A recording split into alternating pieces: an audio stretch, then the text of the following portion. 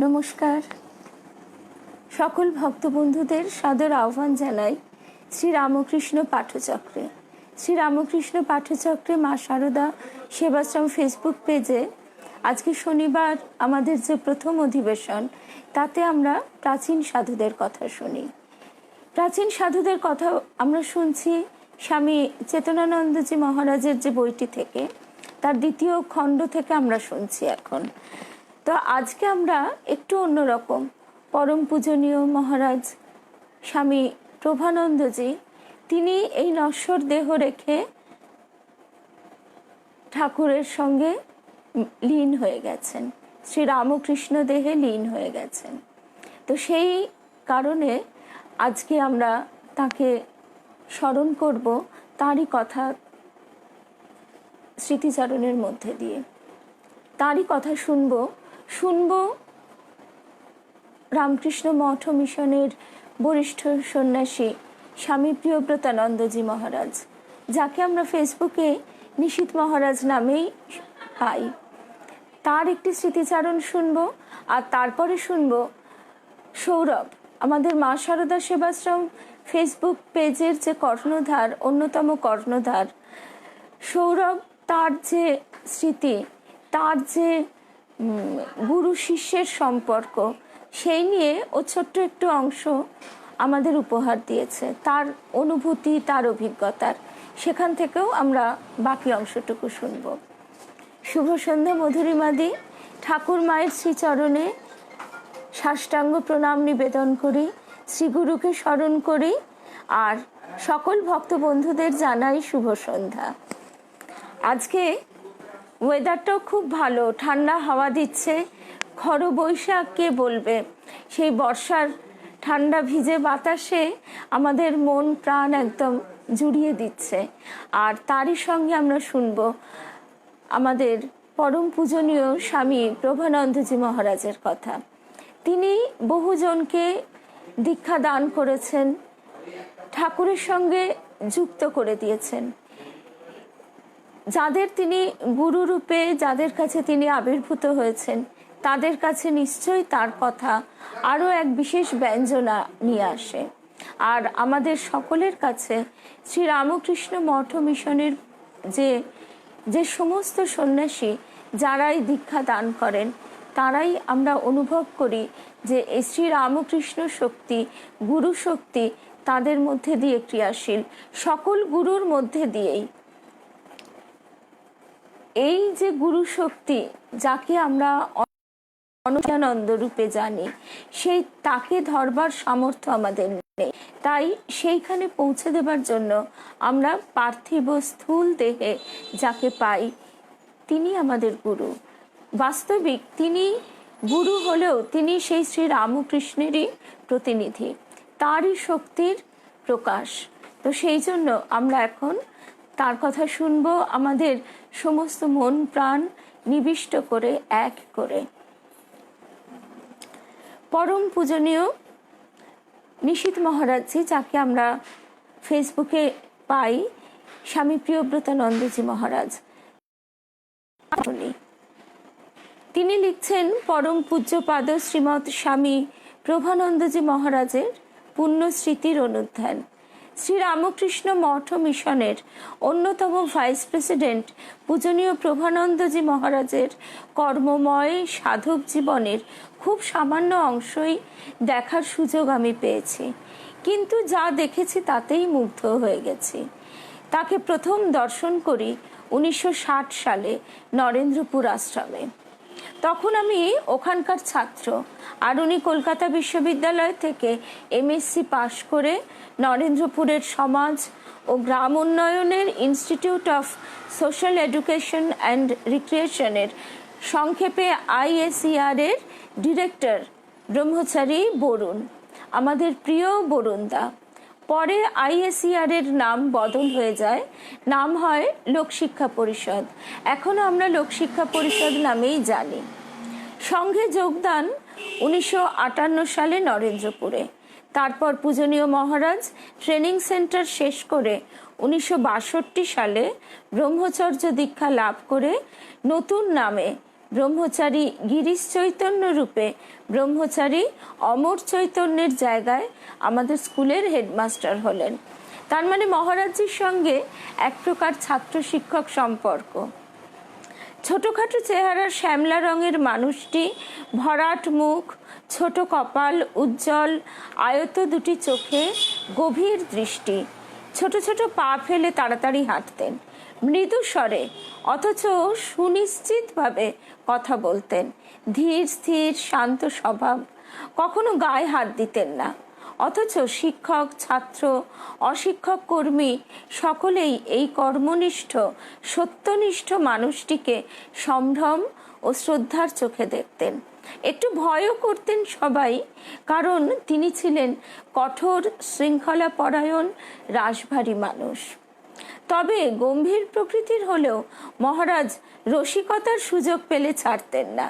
তিনি 1 জুলাই 1962 থেকে জুন 1966 পর্যন্ত হেডমাস্টারের দায়িত্ব পালন করেন। 1966 সালেই পূজনীয় বীরেশ্বরানন্দজি মহারাজের কাছে সন্ন্যাস দীক্ষা লাভ করেন। তার তখন নতুন নাম হয় স্বামী প্রভানন্দ। আমার অবশ্য তার আগেই 1963 সালের মার্চ মাসে নরেন্দ্রপুরের পাঠ শেষ হয়ে যায়। তিনি নরেন্দ্রপুর বিদ্যালয়ের হেডমাস্টার হয়ে এসে স্কুলের রুটিনে একটা বড়সড় পরিবর্তন করেন। তার আগে স্কুলে ক্লাস হতো 2টি পর্বে, সকাল ও দুপুর, আর মাঝে দুপুরের খাওয়া ও একটু বিশ্রাম। মহারাজজি মানে নিশীথ মহারাজজির যে পুরনো স্মৃতিচারণ আছে, তার নরেন্দ্রপুর স্কুলের যে দিনগুলির কথা, সেখানে আমরা দেখেছিলাম যে মহারাজজি বলছেন যে সকালবেলা ওই যে আবার রুমে ফিরে আসা, সেখানে ফিরে এসে স্নান, খাওয়া ইত্যাদির পর বেশিরভাগ সময় দেখা যেত ভোর থেকে ছোট ছেলেরা উঠেছে, তাদের ঘুম পেয়ে যেত এবং অনেকেই ঠিক সময়ে উঠে ক্লাসে পৌঁছতে পারতো না। সেই জন্য তিনি স্বামী প্রভানন্দজি মহারাজ এই পুরনো রীতিটি পরিবর্তিত করে নতুন যে রীতি করলেন, সেখানে দেখা যাচ্ছে তিনি 2টি পর্ব এক করে সকাল 10টা থেকে বিকেল 4টে পর্যন্ত একটানা ক্লাসের প্রবর্তন করেন।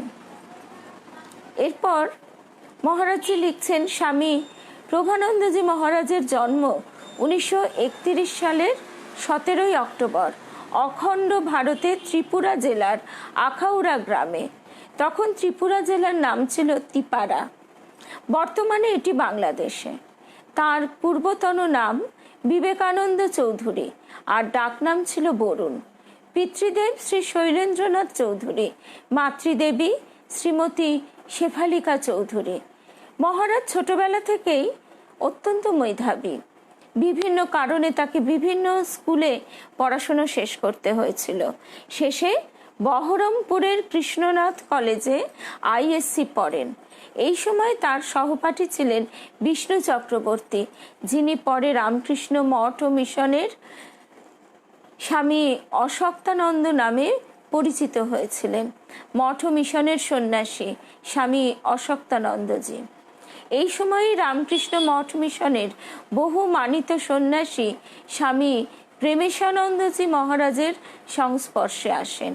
প্রেমেশানন্দজি প্রিয় বরুণকে অত্যন্ত স্নেহ করতেন ও সন্ন্যাসের উঁচু আদর্শে অনুপ্রাণিত করতেন। এই বিষয়ে তার অনেকগুলি চিঠি পাওয়া যায়।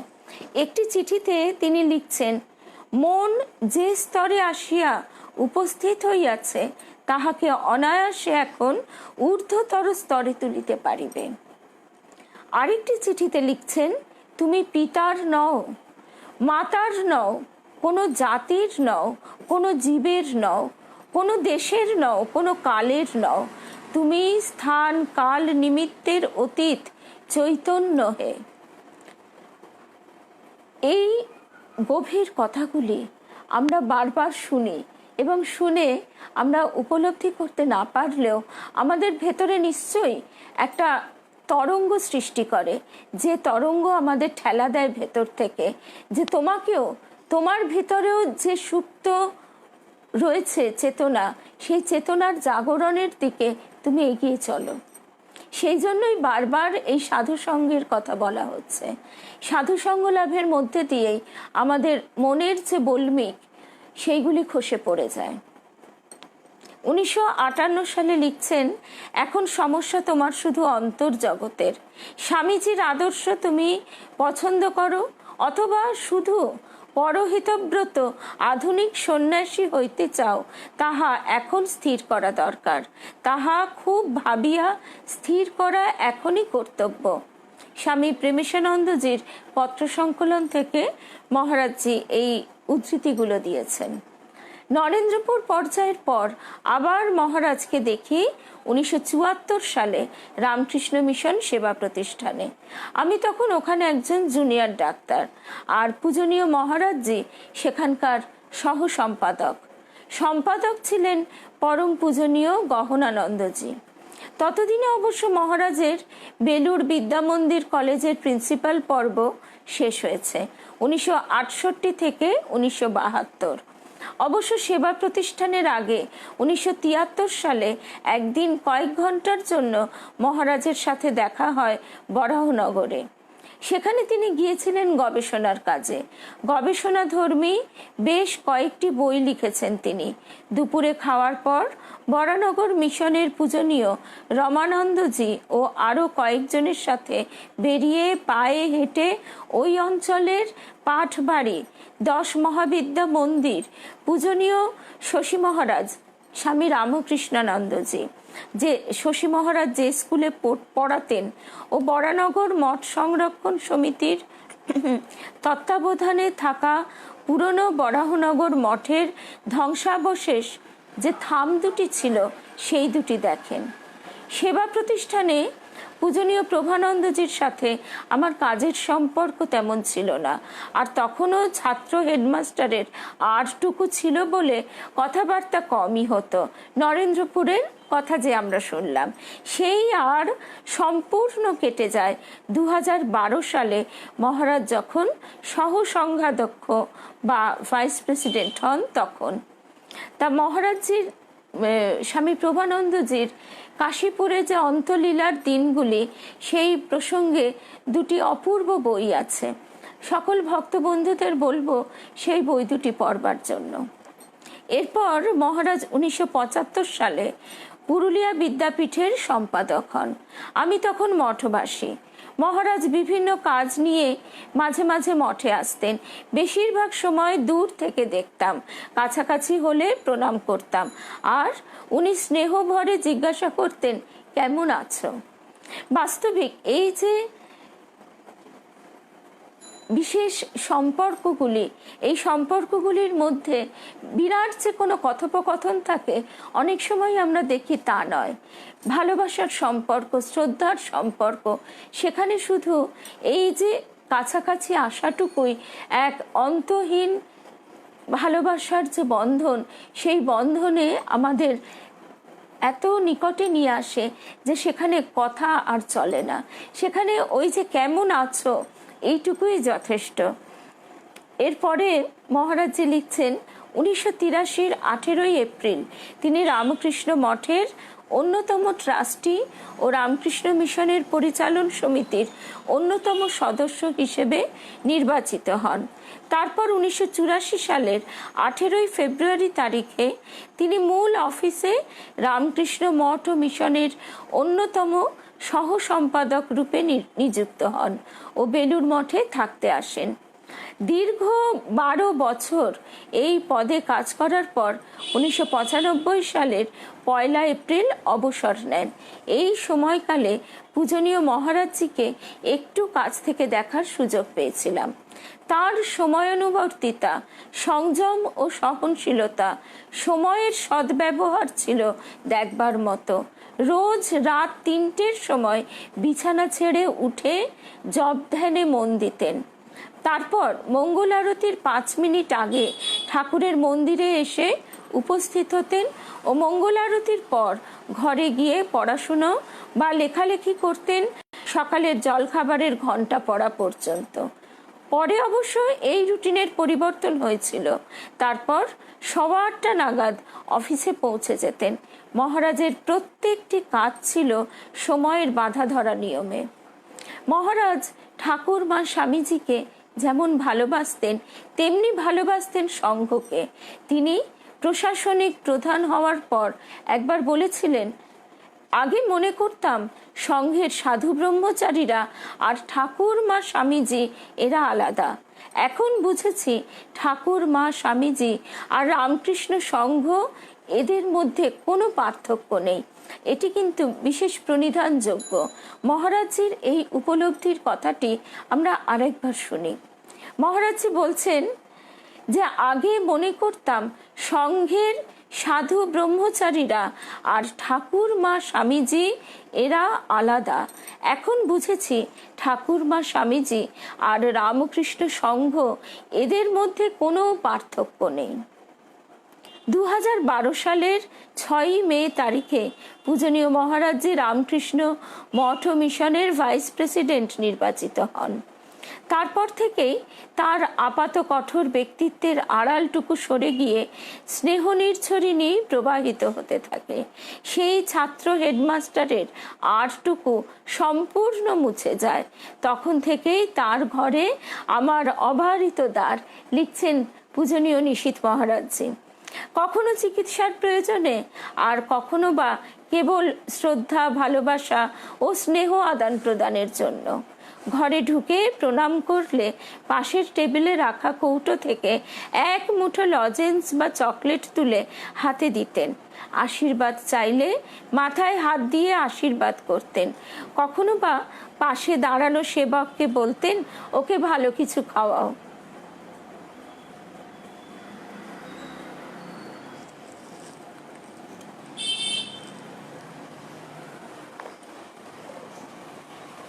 সোমা লিখছে, মা যে কিভাবে ওনাকে আমার কাছে পৌঁছে দিয়েছিলেন আজও ভাবতে অবাক লাগে। কৃপা কৃপা কৃপা, গুরু কৃপা হে কেবলম।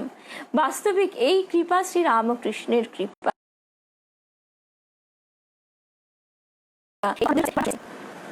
বারবার গুরুদেবের কাছে এই কথা শুনেছি যে ঠাকুর শ্রী রামকৃষ্ণের অনন্ত রূপের মধ্যে এবারে কৃপাময় ক্ষমাময় রূপটির বিরাট প্রকাশ। দেবীমা বলতেন যে মানুষ ক্ষমা করতে জানে না বলে মানুষ ভাবতে পারে না তার ক্ষমাময় রূপটির কথা। আমরা অনেক সময় ভাবি নিশ্চয়ই আমার পূর্বজন্মে কিছু সুকর্ম ছিল, সেই কারণে এ জন্মে আমি এত কিছু লাভ করলাম। কিন্তু সুকর্ম ছিল সেটা আমরা যেমন ভাবতে পারি, আমরা কি সমানভাবে ভাবতে পারি যে কত কুকর্মও হয়তো বা ছিল? সুতরাং সে কথা চিন্তা না করে আমরা যেটা চিন্তা করতে পারি সেটা হলো ঠাকুরের অনন্ত ক্ষমাময় রূপ, কৃপাময় রূপ। যে গুরুদেব দেবীমার কাছে আরেকটি যে কথা শুনেছি যে কখনো কারো বিচার করতে যেও না। তুমি যদি কারো বিচার করতে যাও তোমাকেও তার বিচারের সামনে দাঁড়াতে হবে, আর তার যে সূক্ষ্ম বিচার সেই সূক্ষ্ম বিচারের সামনে আমরা কেউ দাঁড়াতে পারি না। শুভ সন্ধ্যা ভারতীদি। তাই যারা স্বামী প্রভানন্দজি মহারাজকে গুরু রূপে পেয়েছেন তাদের তো আজকে নিশ্চয়ই আরো ভালো লাগছে। তার জীবনের যে কথা, সেই কথা হয়তো বিস্তারিত নয়, কিন্তু এখানে আমরা যতটুকু শুনছি ততটুকুই আমাদের বিশেষভাবে মনকে তার সঙ্গে সম্পৃক্ত করছে। তার যে বিশেষ গুণগুলির কথা বা ছোট একটি কথা মহারাজজি লিখলেন, হয়তো সামনে দেখা হলো, শুধু জিজ্ঞাসা করলেন কেমন আছো। এই কেমন আছো কথাটির মধ্যেই কিন্তু ভালোবাসা চরম প্রকাশ দেখা যায়। ভালোবাসা জানাবার জন্য অনেক কথা বলতে হয় না, বিরাট বিরাট বক্তৃতা দিতে হয় না। শুধুমাত্র এই যে ভালোবেসে জিজ্ঞাসা করা, এইটুকুর মধ্যেই যে মাধুর্য, যে প্রেম, যে আন্তরিকতা, সেইটুকু মহারাজজি এখানে তুলে ধরেছেন। তারপর মহারাজজি লিখছেন তার এই বিশেষ করে আমাদের এর আগেও আমরা যখনই নিশীথ মহারাজের একদম নিজের বিচার আমরা করতে পারি না, এইখানেই তো আমাদের ত্রুটি। আমরা পরের বিচার করবার জন্যে সবসময় একেবারে মাথা চাড়া দিয়ে আছি, সবসময় একদম তীক্ষ্ণ নজর, কিন্তু নিজের বিচার করতে গেলে আমরা তখন অন্ধ হয়ে যাই। তো তারপরে আমরা নিশীথ মহারাজজির যে আগে নিবন্ধগুলো পড়েছি, শুনেছি একসঙ্গে, সেখানেও দেখেছি মহারাজজি করে ছোট অতি সাধারণ ঘটনাগুলি আমাদের কাছে তুলে ধরেন যেন ছবির মতো। সেরকমই ছোট্ট একটি প্যারাগ্রাফ, খুব সামান্য কথা, সামান্য দুটি লাইন, কিন্তু তার মধ্যে দিয়েই একটা সুন্দর ছবি আমাদের চোখের সামনে ভেসে উঠবে। মহারাজজি লিখছেন যে 2012 সালের 6ই মে তারিখে পূজনীয় মহারাজ রামকৃষ্ণ মঠ ও মিশনের ভাইস প্রেসিডেন্ট নির্বাচিত হন। তারপর থেকেই তার আপাত কঠোর ব্যক্তিত্বের আড়ালটুকু সরে গিয়ে স্নেহ নির্ঝরিণী প্রবাহিত হতে থাকে। সেই ছাত্র হেডমাস্টারের আরটুকু সম্পূর্ণ মুছে যায়। তখন থেকেই তার ঘরে আমার অবারিত দ্বার, কখনো চিকিৎসার প্রয়োজনে, কখনো বা কেবল শ্রদ্ধা, ভালোবাসা ও স্নেহ আদান প্রদানের জন্য। ঘরে ঢুকে প্রণাম করলে পাশের টেবিলে রাখা কৌটো থেকে এক মুঠো লজেন্স বা চকলেট তুলে হাতে দিতেন। আশীর্বাদ চাইলে মাথায় হাত দিয়ে আশীর্বাদ করতেন। কখনো বা পাশে দাঁড়ানো সেবককে বলতেন, ওকে ভালো কিছু খাওয়াও। এই ভালো কিছু কি সেটাও বলে দিলেন না, কি আছে তাও হয়তো মহারাজের স্মরণে নেই, তাই কি সুন্দর করে বলছেন ওকে ভালো কিছু খাওয়াও। এরপর আমরা চলে আসি 2020 সালে। 2020 সালের জুন মাসে মহারাজজি মানে নিশীথ মহারাজজি করোনা নিয়ে হাসপাতালে আছেন। মহারাজ স্বামী প্রভানন্দজি জানতে পেরে খুব উদ্বিগ্ন হলেন। সেবককে বললেন, ফোন করো, ফোন করে খবর নাও আমার ছাত্র কেমন আছে। আরেকদিন ধরে বসলেন, আমার জন্য মনটা খারাপ হয়েছে, তাই ফোনে আমার সাথে কথা বলবেন। সেবক মহারাজ ফোন ধরিয়ে দিতে পূজনীয় মহারাজ বললেন, তুমি কেমন আছো, তাড়াতাড়ি ভালো হয়ে মঠে ফিরে এসো। এই যে আকুলতা, এই আকুলতা বলবার জন্য এতখানি বক্তৃতা লাগে না, এত কিছু বড় বড় কথাও লাগে না, শুধু দুটি কথা, তুমি কেমন আছো, তাড়াতাড়ি ভালো হয়ে মঠে ফিরে এসো। এই ব্যাকুলতা, এই স্নেহ, এই স্পর্শটুকুই আমাদের শ্রী রামকৃষ্ণের স্পর্শ, মায়ের স্পর্শ। আমরা তো সরাসরি তাদের কাছ থেকে পাই না, গুরুরূপে তিনি আমাদের এমনি করেই সদা সান্নিধ্য দেন। 2022 সালের অনেকটা সময় মহারাজের শরীর খারাপ লেগেই ছিল, বারবার সেবা প্রতিষ্ঠানে ভর্তি হচ্ছিলেন। 11ই অক্টোবর শেষবারের মতো হাসপাতালে গেলেন। বেডে উঠতে উঠতে বললেন, এবার শরীর থেকে মনকে আলাদা করতে হবে। রিনাদি ভারী ভারী সুন্দর একটা কথা বললে। ভারতীদি বলছে একটু সমস্যা হচ্ছে শুনতে। আজকে আমারও মনে হচ্ছে নেটের হয়তো একটু গন্ডগোল আছে, মাঝে মাঝে আটকে যাচ্ছে।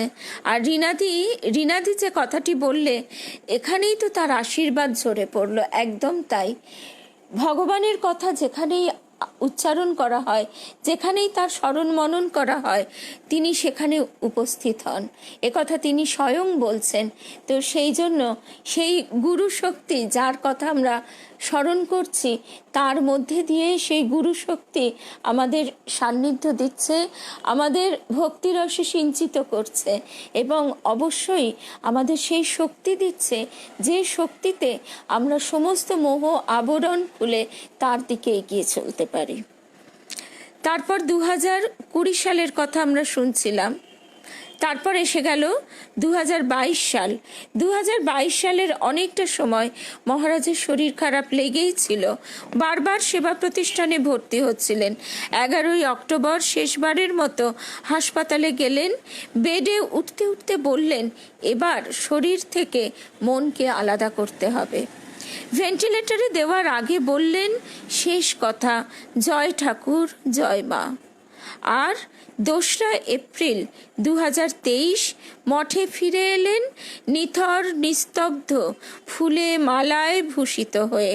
কিন্তু শ্রী গুরু মৃত্যুহীন, তার মৃত্যু নেই, ধ্যানগম্য হয়ে সদা বাস করেন শিষ্যের অন্তরে আর আমাদের সকলের ভালোবাসায়।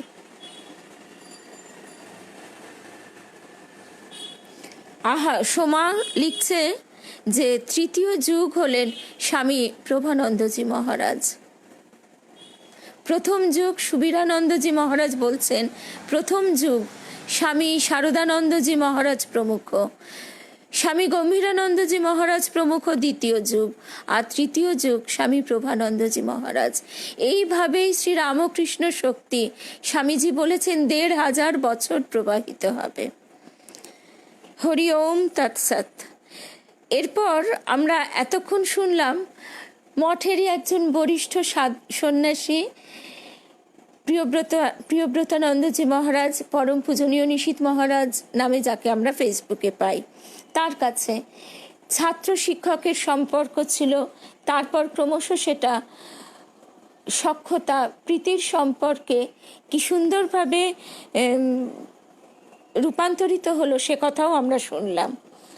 এবারে আমরা শুনবো আমাদেরই সৌরভের কাছে, সৌরভের যে ছোট্ট স্মৃতিচারণটি, সেখানে ও স্মৃতিচারণে লিখছে যে প্রভায় হৃদয় আলোকিত হয়। স্বামী প্রভানন্দজি মহারাজের নামটিকে এত সুন্দর করেও লিখেছে যে প্রভায় হৃদয় আলোকিত হয়। সৌরভের গুরুদেব আর আমাদের এখানে ভক্ত বন্ধুদের যাদের গুরুদেব, তারা সকলে তো নিশ্চয়ই আরো বিশেষভাবে বিশেষভাবে গুরুর সঙ্গে একাত্ম বোধ করছেন। গুরুর কথা শুনতে যে কি আনন্দ, সে কথা বলবার অপেক্ষা রাখে না। এবং এই যে আমরা যে যত রকমের সম্পর্কই পাই না কেন, সম্পর্কের সঙ্গে যুক্ত হই না কেন, গুরুর সঙ্গে যে সম্পর্ক গুরুকরণ না হওয়া অবধি আমরা কিন্তু বুঝতে পারি না। এটা আমরা খুব ভালো করে বুঝতে পারি এই কারণেই যে আমার যখন দীক্ষা লাভ হয়েছিল তখন আমার বয়স ছিল নিতান্ত কম। সেই বয়সে 16 বছর বয়সে, আর আমাদের সময় বিশেষ কোনো চাহিদারও ব্যাপার ছিল না। ওই একটু ভালো নম্বর পেতে হবে, বাবা মার এইটুকুই প্রেশার ছিল। এছাড়া যে বিশেষ কিছু চাইবার মতো, আর ঠাকুরের কৃপায় না চাইতেই এত কিছু পেয়েছি যে কোনো কিছু চাইবার কথা তখন মনে ছিল না। অবশ্যই পরবর্তীকালে যে চাহিদা প্রাণে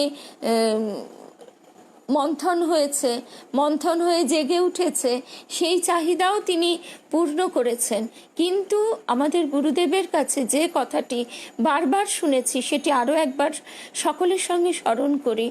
যে গুরুদেব বলতেন, ঠাকুর, এরা যা চাইছে তুমি আগে এদের তাই দাও, এরা অনুভব করুক যে এদের নিজেদের সাধ্যে এরা পায়নি, তোমার কৃপায় পেয়েছে। তারপর তুমি এদের বুঝিয়ে দাও যে কোনটি সার কোনটি অসার।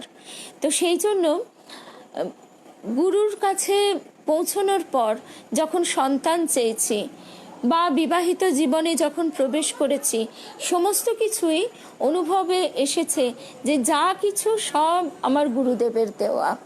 এমনকি যা কিছু আধ্যাত্মিক উপলব্ধি, অনুভূতি, চেতনা, সমস্ত কিছুই গুরু কৃপায় পাওয়া।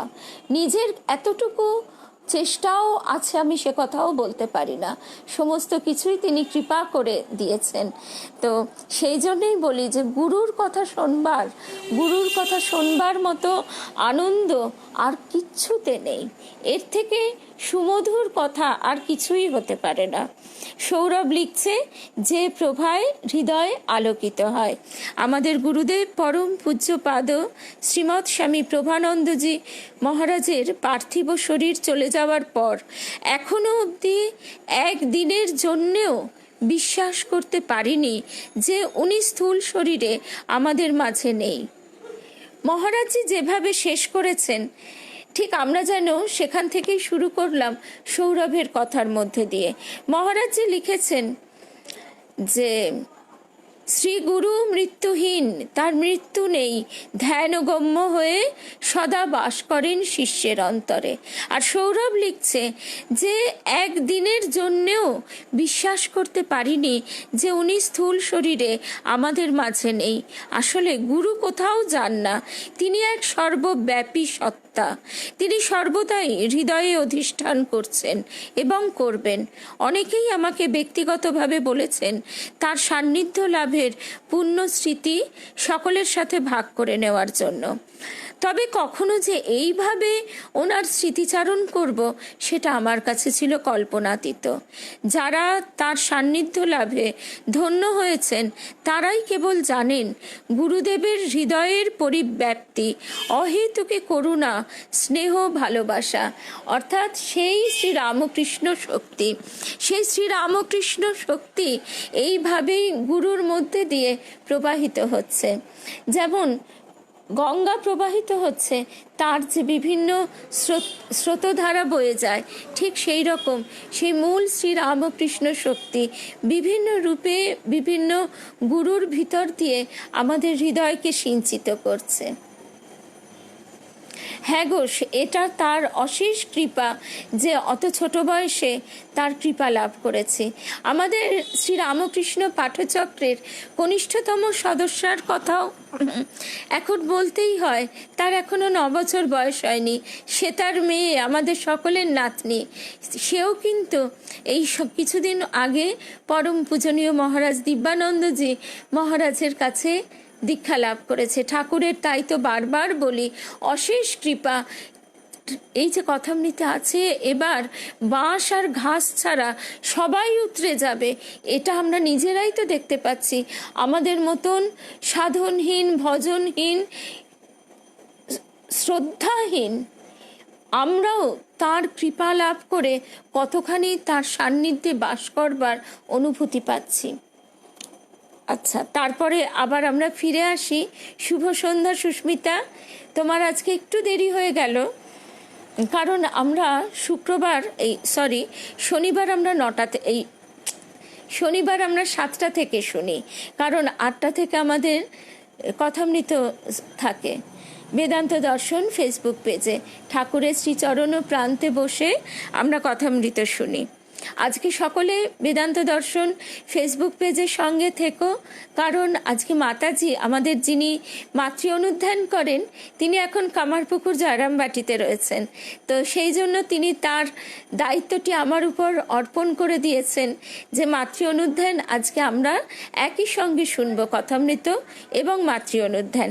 এবার আমরা সৌরভের কাছে চলে আসি। সৌরভ লিখছে, প্রথম দর্শন। আমি গুরুদেবের প্রথম দর্শন লাভ করি 2018 সালের 21শে জানুয়ারি বাগবাজার মায়ের বাড়িতে। আমার দীক্ষার দিন, দিনটি ছিল বসন্ত পঞ্চমী, অর্থাৎ সেই সরস্বতী পুজো। দীক্ষার দিন নিয়ম অনুসারে সকাল সকাল সারদা সরস্বতীর সমীপে এসে উপস্থিত হই। তখন আমি ছাত্রজীবন যাপন করছি। ঠাকুরমা সম্বন্ধীয় বিশেষ কিছু যে জানতাম এমনও না, মনে তাই চাপা সংশয় উপস্থিত হয়েছে। দীক্ষা লাভের পর আদৌ কি জপ ধ্যানে মন বসবে, আদৌ কি সময় মেনে জপ ধ্যান করতে পারবো, ইত্যাদি। দীক্ষা যেভাবে হতে চলেছে সেটাও এক প্রকার অদ্ভুতভাবেই যেন কেউ আমাকে সুতো ধরে টেনে এনে ফেলেছেন এখানে। ঠাকুর তো সে তার প্রকট লীলা থেকেই ওই সুতোয় টান দিচ্ছেন। গৌরীমার কথা নিশ্চয়ই মনে পড়ে যাচ্ছে। আর আমাদের গুরুদেব এবার বলেছেন এক জায়গায়, গুরুদেব বলছেন যে এইবার সুতো ছড়িয়ে দেওয়া হয়েছে, তারপর সেই এক টানে সমস্ত এক জায়গায় এসে জড়ো হবে। তো এখানেও সৌরভ লিখছে ভারী সুন্দরভাবে যে দীক্ষা যেভাবে হতে চলেছে সেটাও এক প্রকার অদ্ভুতভাবেই যেন কেউ আমাকে সুতো ধরে টেনে এনে ফেলেছেন এখানে। আমার দীক্ষা যে হবে এ কথাও ইতিপূর্বে কোনো দিনও চিন্তায় আসেনি। তবুও আমি শ্রী মায়ের ইচ্ছানুসারে এখন যদিও সেটা অনুভব করি, তখন অনুভব করতে পারিনি। সেদিন দীক্ষা লাভের জন্য উপস্থিত হয়েছিলাম। তারপর যখন গুরুদেব দীক্ষার ঘরে প্রবেশ করলেন, মনে হলো যেন এনাকে আমি কত যুগ ধরে চিনি, ইনি যেন আমার ভীষণ আপনজন। ঠিক এই এক অনুভূতি আমারও হয়েছিল, এবং আমারও দীক্ষা লাভ হয়েছিল বসন্ত পঞ্চমী, সরস্বতী পুজোর দিন। এবং তখন ওর তো দেখছি 18 বছর বয়স, আমার ছিল 16। ওর উচ্চ মাধ্যমিকের সময়, আমার মাধ্যমিকের সময়। কিন্তু এই অনুভূতিটি একদম এক, যেন আমি কত যুগ ধরে চিনি, ইনি আমার ভীষণ আপনজন। আমি সেদিন একদম প্রথম সারিতেই বসেছিলাম, তাই ঘরে ঢোকবার পরেই গুরুদেব আমার মুখপানে চেয়ে একটু স্মিত হাসলেন, আর আমিও ওনার মুখপানে মন্ত্রমুগ্ধের মতো চেয়ে রইলাম। ওনার করুণা মাখা দু চোখ দেখে এবং স্নেহ ভরা বাক্য শুনে মনে হলো যেন এত ভালোবাসা কারোর কাছে কখনো পাইনি। আমরা কথামৃতে বারবার একটা কথা শুনি যে ঠাকুরের কাছে ছুটে আসছে ছোট ছোট ছেলেরা, এমনকি অনেক সময় তারা বাড়িতে পিতামাতার শাসনে অস্থির হয়ে লুকিয়ে চলে আসছে, পালিয়ে আসছে। বাড়িতে পিতার শাসন এমনই, তবুও সে না বলে চলে আসছে। এবং শ্রী রামকৃষ্ণকে যে রূপ দেখিয়াছি, সেই জায়গায় যখন তাদের স্মৃতিচারণ আমরা শুনি, তখন অনেকেই বলছেন তারা যে এতদিন আমরা পিতামাতার স্নেহ ভালোবাসাকেই শ্রেষ্ঠ বলে জানতাম, কিন্তু এর যে কি এক অমোঘ আকর্ষণ। স্বামীজিও বলছেন যে মাঝরাত্রিরে ঘুম থেকে তুলে আমাকে ছুটিয়ে নিয়ে আসে ওই কালীঘরের পাগলা বামন। আর এ যে কি এমন ভালোবাসার টান, যে এই ভালোবাসার টানে আমি পড়েছি, আর এই ভালোবাসার টানেই আজকে আমি ছুটে বেড়াচ্ছি। সমস্ত কিছু জগতে যা কিছু করছি, এই সমস্ত শুধু তারই জন্য। এবং সেই ভালোবাসার যে কি অমোঘ আকর্ষণ, তা আমরা স্বামীজির যখন এই ধরার ধুলিতে আগমন, তাকে সেই এক অনন্ত জ্যোতি শিশুরূপ নিয়ে গলা জড়িয়ে ধরে ধ্যান ভঙ্গ করে ডেকে আনছে যে আমি আসছি, এসে তুমিও এসো। আমাদের গুরুদেব বলতেন যে নারায়ণ, পূর্ণ ব্রহ্ম নারায়ণ আমাদের ঠাকুর, তার তো কথা দেওয়া আছে, তাকে আসতেই হবে। কিন্তু শিবের ধ্যান ভাঙিয়ে তাকে নিয়ে আসা সহজ কথা নয়। শ্রাবণী একটা ছোট্ট কথা লিখেছে, নিশ্চয় সিদ্ধার্থ, চুম্বকের আকর্ষণ। শ্রাবণী লিখছে যে একবার গুরুদেবের সঙ্গে কথা বলতে গিয়ে মহারাজের কাছে বসে সব ভুলে গিয়েছিলাম। মহারাজ এত সুন্দর মাথায় হাত দিয়ে ঠিক আছে বলেছিলেন, এ আমার সারা জীবনের সম্বল। এই যে ছোট্ট ছোট্ট কথা, যেটা আমরা নিশীথ মহারাজের কাছেও শুনলাম, তিনিও বলছেন কেমন আছো, এইটুকুই শুধু জিজ্ঞেস করছেন। বা কখনো তার মন খারাপ করে উঠছে যখন তিনি করোনায় হসপিটালে রয়েছেন, তিনি বলছেন যে তিনি কথা বলবেন, তিনি ফোন তুলে বলছেন যে তুমি ভালো হয়ে তাড়াতাড়ি মঠে ফিরে এসো। ঠিক তাই সেরকম শ্রাবণীও লিখছে যে মাথায় হাত দিয়ে ছোট্ট দুটি শব্দ, ঠিক আছে। আমাদের এই কথাগুলি শুনতে শুনতে মনে পড়ে যাচ্ছে মা যখন দক্ষিণেশ্বরে এলেন, তখন ঠাকুর ঠিক এই রকম দুটো শব্দই উচ্চারণ করেছিলেন, তুমি এসেছো। এই যে তুমি এসেছো, এই বলার মধ্যে কতখানি নির্ভরতা, কতখানি প্রতীক্ষা, কতখানি স্নেহ, ভালোবাসা, প্রীতি, প্রেম, সমস্ত কিছু জড়িয়ে আছে, তা বুঝে আমরা অনুভব করতে পারি না। আমাদের অনুভূতি শক্তি অতটা ব্যক্ত বোধ হয় নয়। স্বামী বুধানন্দজি মহারাজও এই শ্রীরামকৃষ্ণ বিভাসিতা মা শারদা বইটিতে ভারী সুন্দরভাবে এই কথাটি লিখেছেন। এই দুটি ছোট্ট শব্দ, তুমি এসেছো, এর মধ্যে দিয়েই জগতের এক ইতিহাস লিপিবদ্ধ হয়ে গেছে, যুগ সৃষ্টি হয়ে গেছে। কারণ মা এসেছেন, মা এসেছেন মোদের ঘরে, ভাবনা কি আর ভাই। তো এই যে এই আশা, এই আগমন যে আমাদের কোথায় নিয়ে যায়, সে যারাই অনুভব করতে পারে, তিনি যাদেরকে সেই অনুভূতি দেন তারাই জানে। তারপর আবার আমরা ফিরে আসি সৌরভের কাছে। সৌরভ লিখছে যে গুরুদেব শুধু ওনার করুণা মাখা দু চোখ দিয়ে সৌরভের মুখের দিকে তাকিয়েছিল, আর সৌরভের মনে হলো যে এত ভালোবাসা কারোর কাছে কখনো পায়নি। আর এখন এটি সত্যই অনুভব করি, গুরুদেবের মতো ভালোবাসতে কেউ কখনো পারেনি আর পারবেও না। এরপর দীক্ষাদান সম্পূর্ণ হবার পরে গুরু প্রণামের সময় যখন গুরুদেবের নিকটে এসে তাকে প্রণাম নিবেদন করলাম, তখনই তিনি তার কোমল হস্ত আমার মাথায় বেশ কিছু সময় স্পর্শ করলেন। সঙ্গে সঙ্গে কিছুক্ষণের জন্য আমার সমস্ত বাহ্য অনুভূতি লোপ পেল। এ অনুভূতি ব্যাখ্যাতীত, যেন আমার সাথে কি একটা অদ্ভুত খেলা হলো। যখন এই খেলা সমাপ্ত হলো তখন দেখলাম যে গুরুদেব আমার মুখপানে চেয়ে প্রশান্তির হাসি হাসছেন, আর চোখের ইঙ্গিতে যেন আমায় বলছেন, কিরে, তোর সংশয় দূর হলো?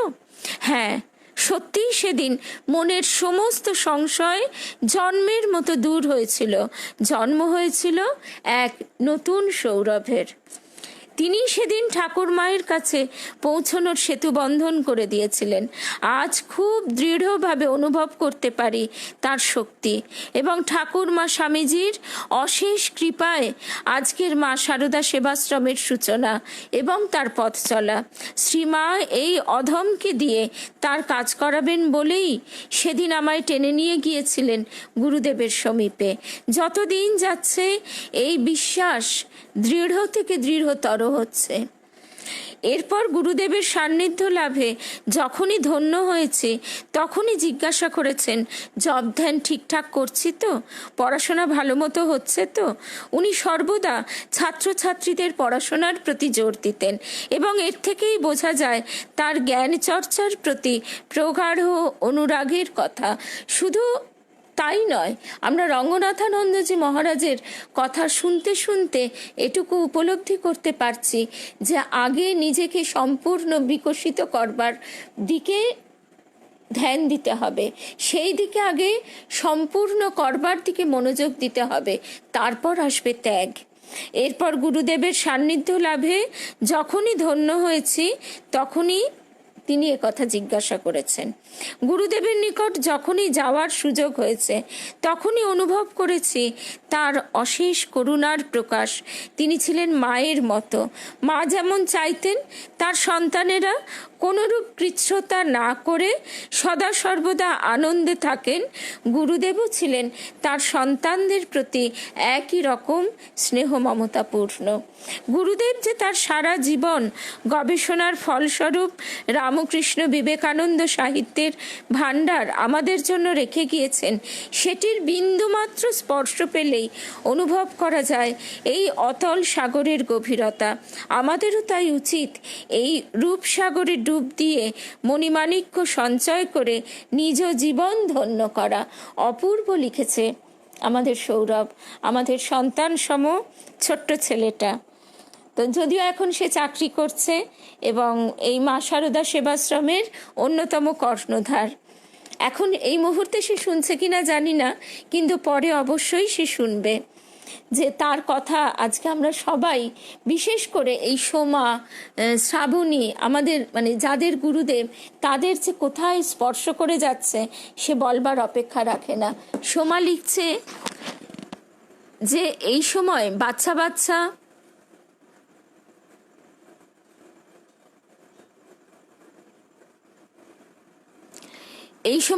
বাচ্চা মেয়েরা এসেছে, ছেলে মেয়েরা এসেছে, যেন জোয়ার এসেছে। আমি 2রা এপ্রিল প্রায় সারাদিন মঠে ছিলাম, দেখেছি আর অবাক হয়েছি কিভাবে ছোট ছোট ছেলে মেয়েগুলো সব ভয় ভীতি ভুলে সারাক্ষণ গুরুদেবের সাথে রয়ে গেল। একদমই তাই। আমাদের গুরুদেবের কাছে এই কথা বারবার শুনেছি, 2000 সাল থেকে যাদের জন্ম তারা কিন্তু বিশেষ ঠাকুরের কৃপা প্রাপ্ত। কারণ ঠাকুরের যে কাজ, সেই কাজ এগিয়ে নিয়ে যাবার জন্য সেই রকম উপযুক্ত আত্মার দরকার। তার সেই রবি ঠাকুরের ভাষাতেই বলতে হয়, তোমার পতাকা যারে দাও তারে বহিবারে দাও শকতি। তা তিনি তো তার সেই পতাকা নতুন প্রজন্মের হাতে তুলেই দেবেন। অনেক অনেক ভালোবাসা গো মৌসুমি। আর আমাদের সময়ও অনেকটা হয়ে গেল, 7:48, 10 মিনিটের বিরতি নিতেই হবে। তারপর আবার আমরা একসঙ্গে সবাই মিলে ঠাকুরের শ্রীচরণ ও প্রান্তে পৌঁছে যাব। আমরা সমবেত হয়ে ঠাকুরের কাছে বসে তার শ্রীমুখ নিঃসৃত অমৃতময় কথা শুনব। জয় রামকৃষ্ণ, জয় মা।